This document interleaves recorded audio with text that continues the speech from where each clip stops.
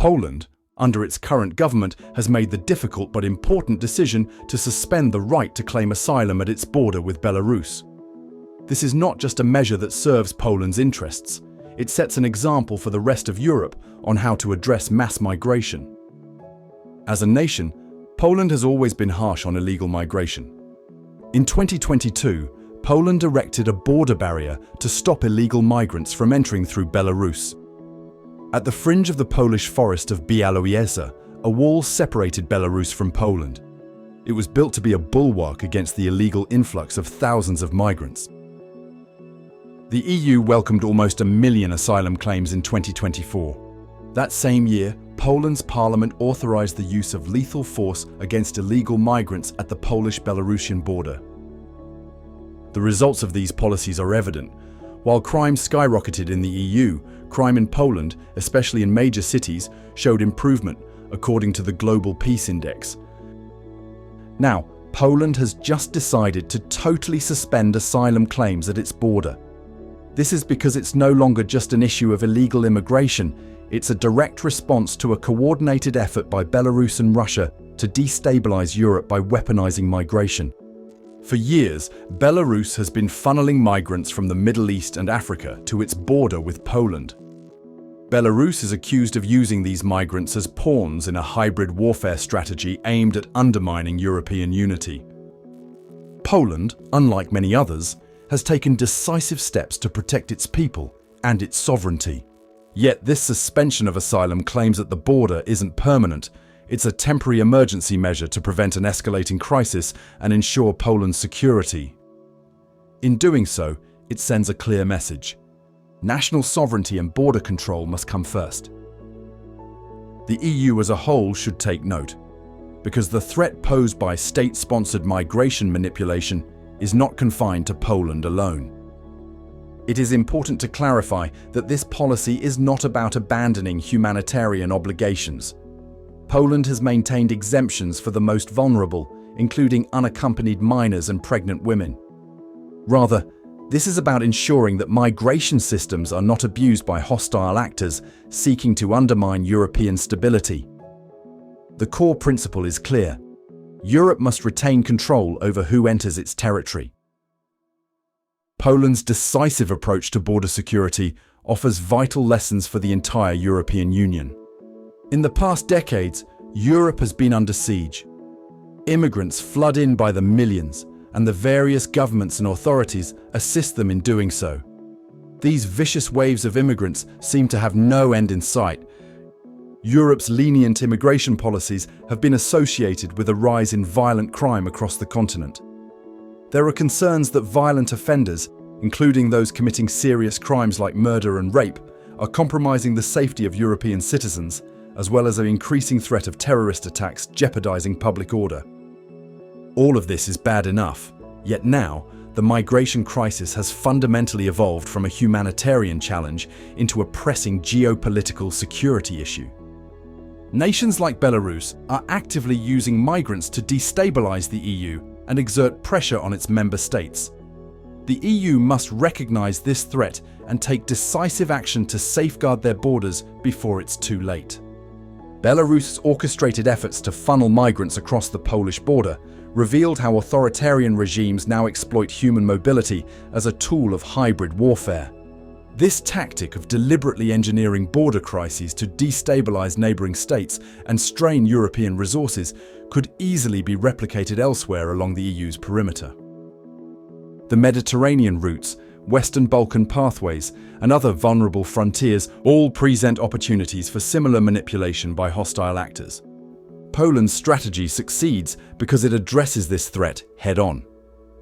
By temporarily suspending asylum processing at crisis points, Warsaw has shown how to disrupt migration weaponization.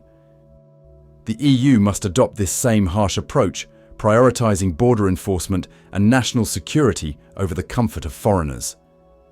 The consequences of inaction are too severe to ignore. Without robust, coordinated defenses, Europe leaves itself exposed to endless coercion from states willing to instrumentalize human suffering. The resulting chaos erodes public trust in governance, fuels political instability, and ultimately undermines the EU's ability to function as a cohesive bloc. Poland's willingness to defend its borders has not only protected its national interests, but has served as a bulwark for European security more broadly. Yet, the United Nations High Commissioner for Refugees warned Poland that the measure would not be compatible with either international or European asylum law. Ungrateful as always, the Human Rights Watch said the EU should take legal action against Poland for implementing the bill to temporarily suspend all asylum claims, adding that the legislation flies in the face of Poland's international and EU obligations. For the EU, the path forward requires recognizing border protection as a collective security imperative rather than treating it as a national prerogative or humanitarian issue alone. This means investing in border security, implementing smarter asylum procedures that quickly distinguish genuine refugees from economic migrants, and developing deterrents against state-sponsored migration manipulation. Crucially, it demands political unity, the kind that has too often been lacking in European migration debates. The choice facing Europe is stark. Either follow Poland's lead in asserting control over its borders, or risk having adversaries dictate the terms of migration for them. However, some will argue this measure is inhumane, violates international law, or betrays moral obligations. But let's be clear, this isn't about abandoning those in need. It's about ensuring Europe's asylum system remains fair, transparent, and functional for those who truly need protection. Poland's action comes after years of crisis-level migration pressures, with Belarus pushing thousands of migrants to its borders, many using false documents or dubious claims. These individuals shouldn't be granted asylum. Poland isn't shutting its doors. It's ensuring its system isn't exploited, as well as protecting their citizens and way of life from illegal migration. The EU's reaction to Poland's decision has been predictably tepid. Poland has already been found by the European Court of Justice to have violated EU law multiple times for failing to accept its quota of migrants. Now, the EU hesitates to confront hybrid warfare, migration manipulation, and asylum system abuse. Poland, however, has stepped up, prioritizing its citizens and national security. If Poland, facing direct pressure from Belarus, can take decisive action, the EU has no excuse not to follow suit. Some EU countries, such as Germany and Italy, have already moved towards stricter border controls. But that's not enough. Brussels needs to reinstate sovereignty, suspend asylum claims at key entry points, strengthen borders, and invest in necessary resources.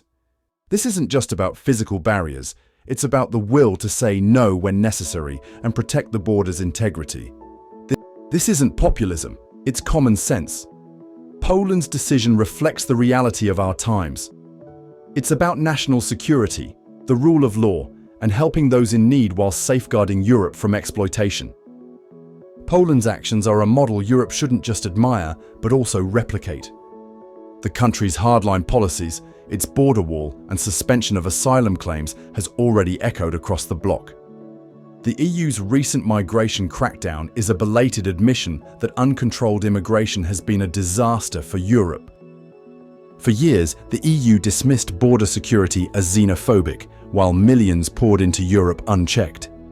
Now, as public fury boils over and right-wing parties surge across the continent, Brussels scrambles to mimic the policies leaders like Italy's Meloni have demanded for years. Only 20% of those ordered to leave the EU actually depart. To fix this, the European Commission proposed the creation of return hubs in non-EU countries to detain migrants whose asylum applications have been rejected pending their deportation. Italy has already approved migration centres in Albania as repatriation hubs for migrants whose asylum applications have been denied. This plan shows the kind of bold action needed, outsourcing the migrant crisis beyond EU borders. But why stop there? The EU should fully adopt the Polish model: total border walls, zero illegal entries, and strict vetting of all asylum claims before they reach European soil. Across Europe, the people are pushing back against mass migration. With more and more European governments shifting right, the EU might finally get something done. If you enjoyed the video, make sure to like and subscribe. We invite you to leave a comment below to tell us of your opinion on this matter.